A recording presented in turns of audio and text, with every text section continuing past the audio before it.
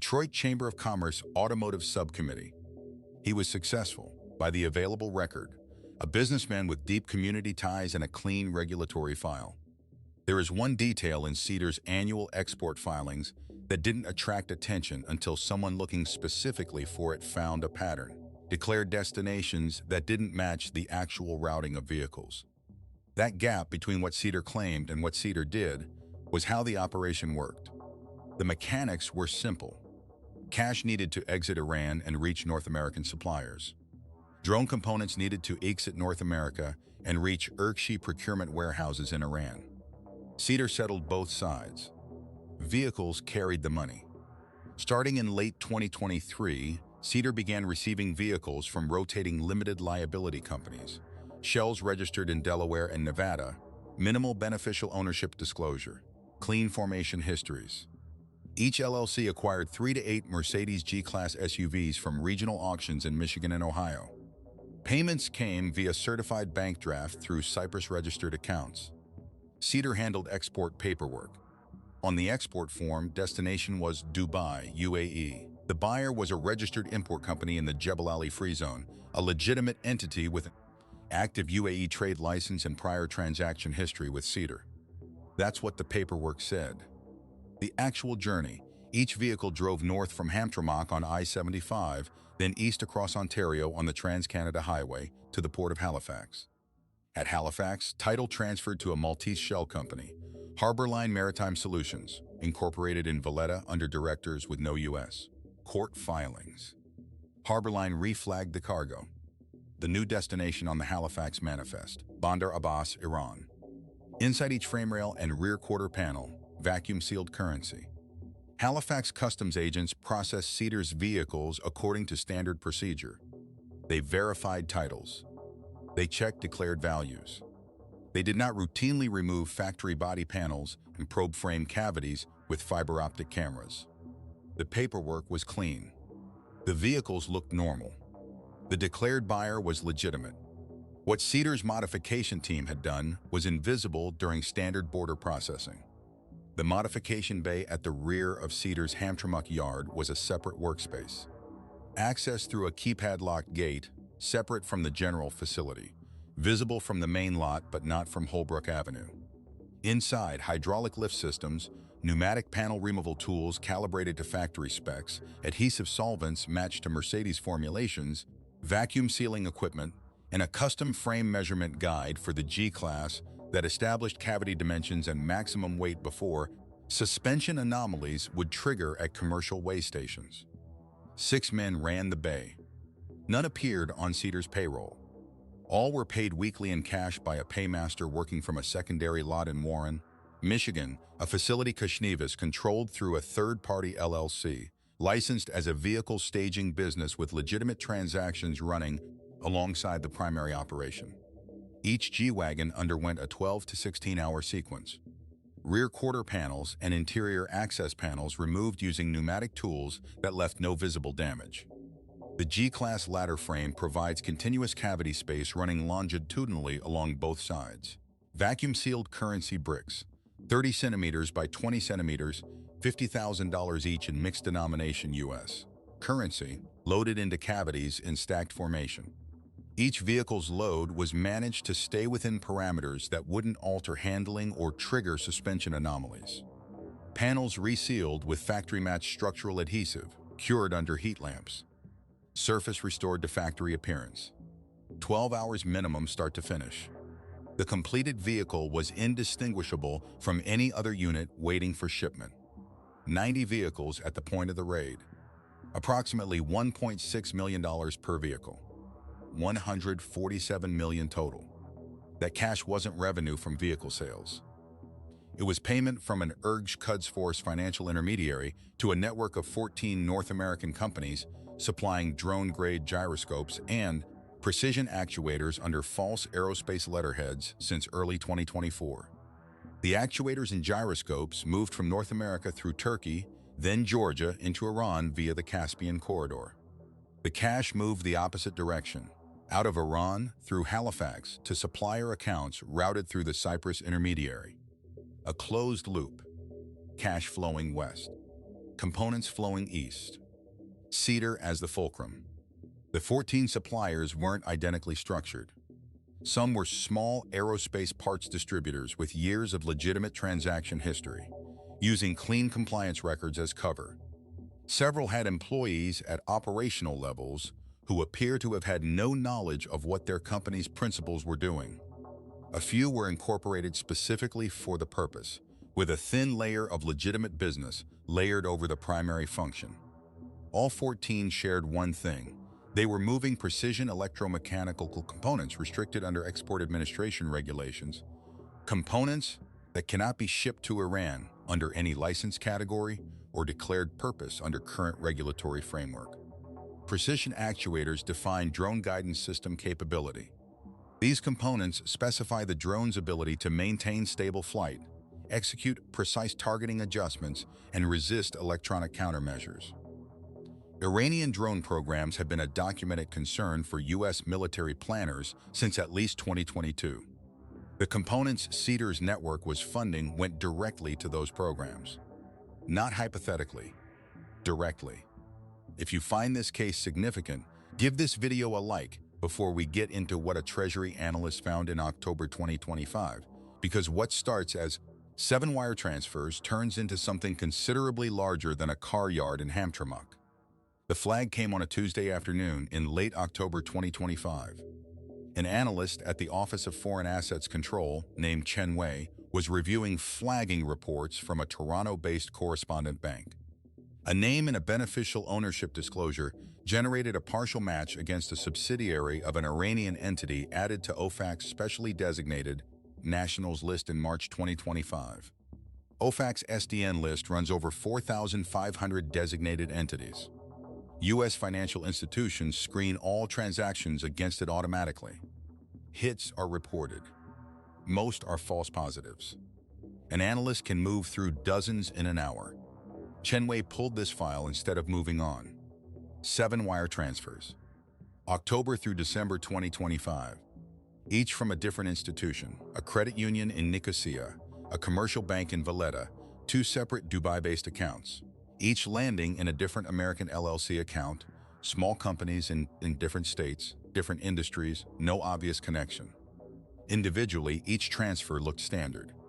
Amounts between $250,000 and $800,000.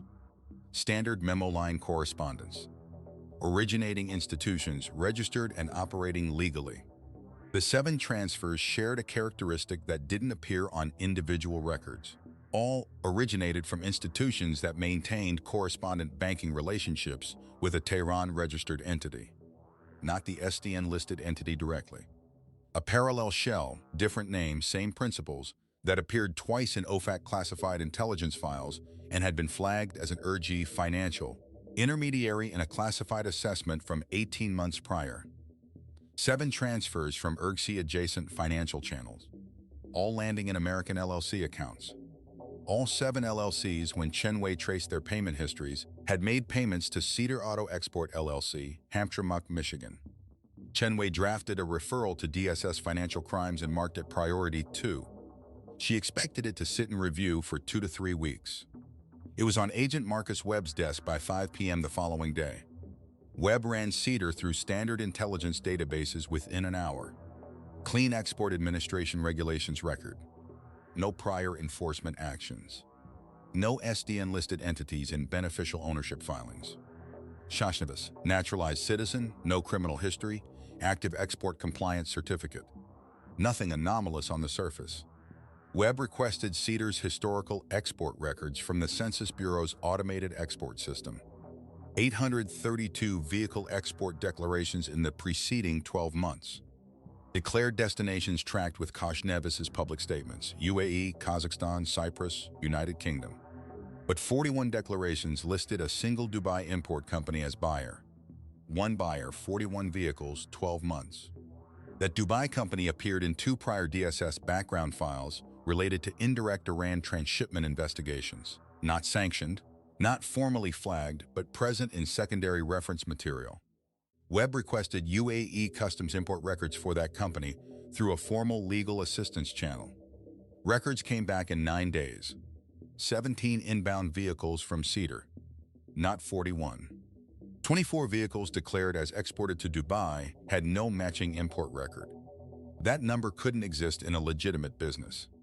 A 24-vehicle discrepancy between declared exports and confirmed imports. 1 year, one buyer isn't a paperwork lag. It's a routing divergence. Webb went to his supervisor that afternoon. They agreed. Physical surveillance. The observation team deployed in the first week of November 2025. 2-man units in rotation, staged on Holbrook Avenue, DeQuindra Street, and the rear service road approach. 2 fixed camera installations authorized under a Title III surveillance order obtained in the 3rd week of December. From November through late January 2026, the surveillance team logged everything that moved at Cedar's yard. Vehicles arriving, vehicles departing, flatbed carriers, staff movements, delivery schedules. At peak hours, the yard looked like what it claimed to be, a busy international vehicle export operation. And then, twice a week, something that didn't fit. Every Tuesday and Thursday night, between 8 p.m. and 2 a.m., a secondary sequence began. Vehicles, always G-Class Mercedes, always late model, always dark-colored, entered through the rear service gate under their own power, driven by men not on Cedar's documented roster. The vehicles moved to the secured rear bay. They didn't emerge for 3 to 5 hours. The rear bay's loading doors were solid steel. No exterior visual access. No thermal penetration from the fixed camera position. One observation log from a Tuesday night in December noted a dark green G-Wagon entering at 9:47 p.m. and emerging at 1:16 a.m. 3 hours and 29 minutes. Long enough to remove panels. Long enough to load a frame cavity. Long enough to reseal everything before the vehicle moved to the standard staging area. The surveillance showed anomalous activity. It didn't show what the activity was. Then, in the 2nd week of January 2026, the fixed camera covering the rear loading bay developed moisture intrusion. Image quality degraded below recoverable threshold. The camera required service, a maintenance crew, a pretext, a 4-day window of no fixed coverage on the most critical observation point. During those 4 days, the Tuesday night activity continued. Mobile teams documented vehicles entering and exiting. No internal view. The case needed someone on the inside. What Webb didn't know was that someone was already there. Darius Marati had been hired at Cedar in September 2025. 23 years old, lot coordinator, working in automotive since high school. His job, manage vehicle movement within the main yard, coordinate flatbed pickups, maintain the inventory log. He had no role in the rear bay. He had no access. The access code was written on a sticky note on his supervisor's monitor for 3 weeks. Nobody told him not to look at it. He had no reason to use it. In early November, a vehicle that should have been in the main staging lane was missing from the inventory log. Marati checked the main lot. He checked overflow lanes. He checked the secondary staging area. Not there. He tried the rear bay. He entered the code from memory. The door opened. 2 men in work clothes, kneeling beside a dark G-Wagon with rear quarter panels removed, loading wrapped bricks into the exposed frame cavity. Not tools. Not parts. Wrapped bricks, uniform vacuum-packed, currency-sized, fitted into the frame with deliberate precision. Marati didn't speak. He backed out. He pulled the door closed. He walked to his car and drove home. He said nothing for 3 weeks. When he did speak, it was to his cousin, a paralegal at a Dearborn firm. His cousin listened, said very little, made one call that afternoon, and called Darius back the following morning with one piece of advice. What Darius described was a federal matter. If Cedar was doing what he thought, and Darius knew about it and stayed silent, a federal prosecutor could argue that silence constituted knowing participation. The word participation moved him. On December 11th, Darius Marati walked into the DSS field office in Detroit. He told the intake agent he needed to speak about a federal crime. He was taken to a conference room. He described what he had seen. By December 15th, Marati had been formally debriefed 3 times and was operating under a cooperation agreement. He returned to Cedar the following Monday with a contact protocol and instructions to observe and document. Over the next 6 weeks, Moradi changed the scope of the investigation substantially. He confirmed the bay schedule, Tuesday and Thursday nights, consistently, predating his hire, suggesting the operation had run considerably longer than the surveillance window. He identified the 6 men who worked the bay, none on Cedar's official payroll, all transported in the same blue pickup truck registered to a Warren entity. He confirmed that modified vehicles weren't sourced from Cedar's auction pipeline. They arrived from a secondary staging facility in Warren, a lot Koshnevis controlled through a third-party LLC, registered as a vehicle preparation and storage business. And he provided the detail that changed what the warrants would cover. He had seen Koshnevis access a specific drawer in his private office on 2 occasions when Moradi was working late, after hours, building otherwise empty. The drawer had a fingerprint reader and a 4-digit keypad. Moradi hadn't seen the screen directly, but he had seen the motion: approach, biometric contact, keypad entry, brief illumination, drawer closing. 2 separate evenings. Same sequence both times. An encrypted drive in a biometric locked drawer. In the private office of the man running the network. DSS knew what was likely on that drive. The co-operator had delivered the probable cause foundation DSS needed. The next question was sequencing. What's striking about this case isn't the cash amount, as extraordinary as that is. It's the physical fact of it. Most large-scale Iran sanctions evasion relies on financial complexity. Shell companies inside shells. Synthetic instruments. Trade finance structures designed to obscure beneficial ownership at every link. Cedar relied on physical mass. The cash was in the vehicles, not wire transfers, not digital assets. Currency in frame rails in a car yard in Hamtramck. The entire anti-money laundering architecture of the U.S. financial system, transaction screening, beneficial ownership reporting, suspicious activity report filing, was irrelevant to currency sitting inside a G-Wagon chassis cavity. There was no transaction to screen. There was no report to file. There was physical matter sitting in a vehicle frame that a customs agent could touch and never know was there.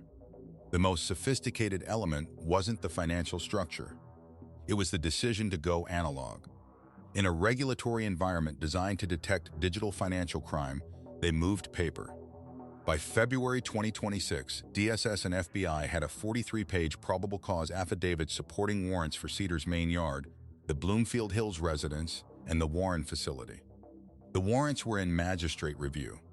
The case was ready. What wasn't ready: full identification of the 14 suppliers.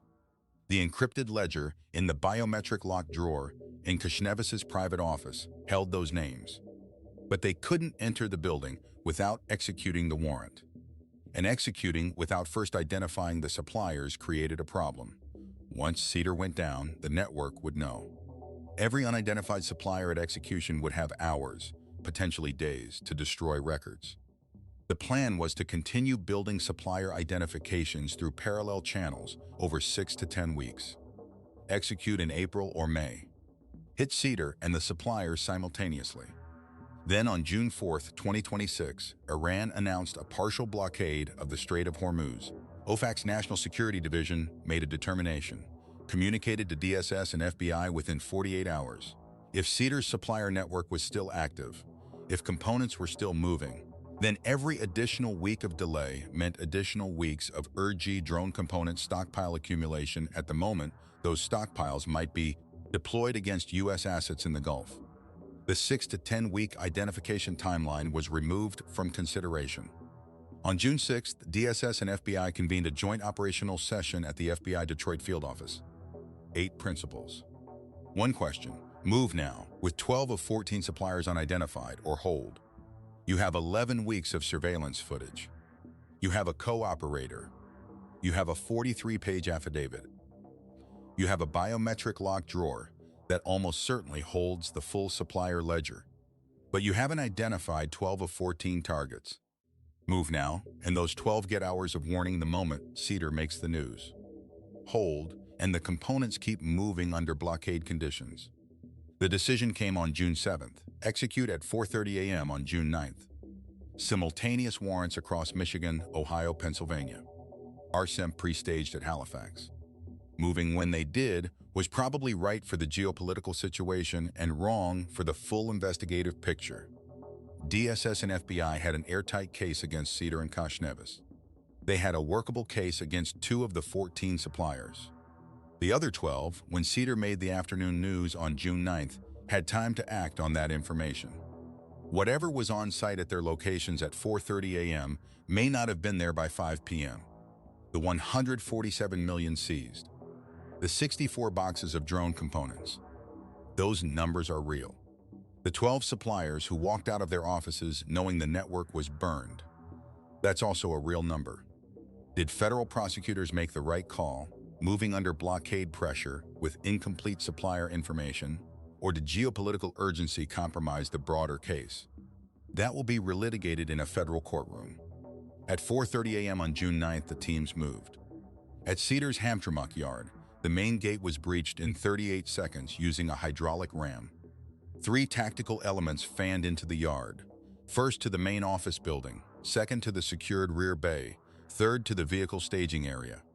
Something went wrong at 4:28. The surveillance monitor in the mobile command unit, parked 2 blocks east on Holbrook, flagged a thermal signature inside the rear bay. The bay was supposed to be clear. The last surveillance notation had it dark at 2:15 a.m. 2 minutes before breach, the signature was active. Webb had 60 seconds. Hold the entry and identify the signature, or proceed. Holding risked alerting the yard security guard, who was on patrol rotation, and would reach the main gate in approximately 4 minutes. Proceeding risked entering with an unknown occupant. Webb said proceed. The rear bay team reached the loading doors at 4:32. The doors ran on a commercial deadbolt the team's master override couldn't address. Cutting torch required. 4 additional minutes, while the entry team in the main office was already moving. The thermal signature, when the doors opened at 4:34, was a yard security guard doing an off-schedule walkthrough. He wasn't a co-conspirator. He was a man doing his job. He was secured without incident. 4 extra minutes at a door that wasn't supposed to be a problem. Inside, 2 G-Wagons in process. Panels partially removed from both. Frame cavities open and accessible. The modification equipment, vacuum sealer, frame measurement guide, adhesive supplies still on the workbench. The modification team had finished their shift at 2 a.m. and departed. The vehicles were left for the following night's continuation. Inside one cavity, visible without tools, stacked bricks of currency. $50,000 per brick. In a Mercedes frame at 4:34 in the morning in a car yard in Hamtramck. Evidence processing of the staging area began at 4:50 a.m. 90 modified G-Wagons. Federal forensic agents worked vehicle by vehicle, removing panels, extracting vacuum-sealed currency bricks, counting, photographing, logging. The process required the same tooling the modification team had used to build it. By 9 a.m., 11 vehicles processed, $17.6 million. By 3 p.m., 43 vehicles, $63.4 million. By end of operational day, all 90 vehicles, $147,200,000. In Bloomfield Hills, Koshnevis answered his front door at 4:32 a.m. in a bathrobe. He did not resist. He did not speak beyond asking if he could change clothes. He was told no. Handcuffed, walked to a federal vehicle, transported to the FBI Detroit field office. His attorneys were notified at 4:50 a.m. The biometric locked drawer in Koshnevis's private office was accessed using a court-authorized biometric override. DSS had obtained his fingerprint, data through lawful investigative procedures. The drawer contained an encrypted external drive. Logged as evidence, transferred to FBI forensic custody within the hour. FBI Technical Operations decrypted the drive within 36 hours. The supplier ledger was there. All 14 supplier names, account numbers, delivery schedules, and payment logs since early 2024. At the port of Halifax, RESEMP units executed warrants simultaneously on 3 staging containers at the Halifax International Terminals. Inside, 64 sealed boxes containing precision actuators and gyroscope assemblies. The Halifax Manifest declared the contents as industrial vibration dampening equipment. Each box had been relabeled with replacement part numbers. The original manufacturing identifiers, all U.S. manufacturers, all with Commerce Department export control designations under the Export Administration regulations, were present under the relabeling, legible to forensic examination. Also in the Halifax containers, 11 legally registered firearms, linked by serial number to the warrant staging facility. 6 co-conspirators were detained across Michigan, Ohio, and Pennsylvania in the same 4:30 window. 2 in Detroit, 1 in Cleveland, 2 in Pittsburgh, 1 in Columbus. 4 were connected to Cedar's payroll structure. 2 were principals at identified supplier companies. 12 supplier company principals were not detained on June 9, 2026. The sealed complaint was unsealed the following Tuesday, 5 days after the raids. Federal prosecutors filed charges under the International Emergency Economic Powers Act, alongside bulk cash smuggling, conspiracy to export controlled commodities without required license, and money laundering. Co-conspirators face counts proportionate to their documented roles. Koshnevis faces combined maximum exposure of over 40 years. His attorneys entered a not guilty plea at arraignment and have declined to comment. A detention hearing is scheduled. There's a line in the technical exhibit section that reads almost like a logistics brief. The actuator and gyroscope specifications in the 64 Halifax boxes correspond to guidance components for drone systems currently in active IRGC operational inventory. Based on standard assembly ratios, those 64 boxes represent guidance components for between 350 and 450 drone systems. At current IRGC operational tempos assessed through open-source military reporting, 400 guidance sets represents approximately 6 to 12 weeks of sustained high-intensity drone operations. Cedar was funding something actively used. The investigation remains ongoing and expanding. Attorneys for Koshnevis noted in the arraignment filing that their client has provided no information to the government and holds no cooperation agreement. The decrypted ledger holds all 14 supplier names. 12 have been matched to real entities. Warrants for those 12 are either issued or pending as of the complaint unsealing. Whether those 12 have been physically located is not in the public record. One of the 14 suppliers appears only under a code name. No real name. No matched corporate entity. FBI analysts have been working that identification since the drive was decrypted. As of June 14th, 5 days after the raid, that supplier remains unidentified. And one number in the ledger still doesn't resolve. The ledger references 91 box shipments routed through Cedar since early 2024. The Halifax seizure yielded 64 boxes. 27 boxes are unaccounted for, either already delivered to Iran before the raid, in transit through an alternate channel, or routed through a portion of the network not yet identified. 27 boxes of ear-controlled drone components, not in federal custody. Destination, unknown. Comment if you want us to track the supplier warrants as they become public. Because 12 pending indictments against 14 named participants means this case isn't close to finished, and the unmatched code name in that ledger is not minor.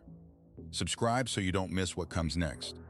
The Cedar case opened a window onto a procurement network that extends well beyond one car yard in Hamtramck.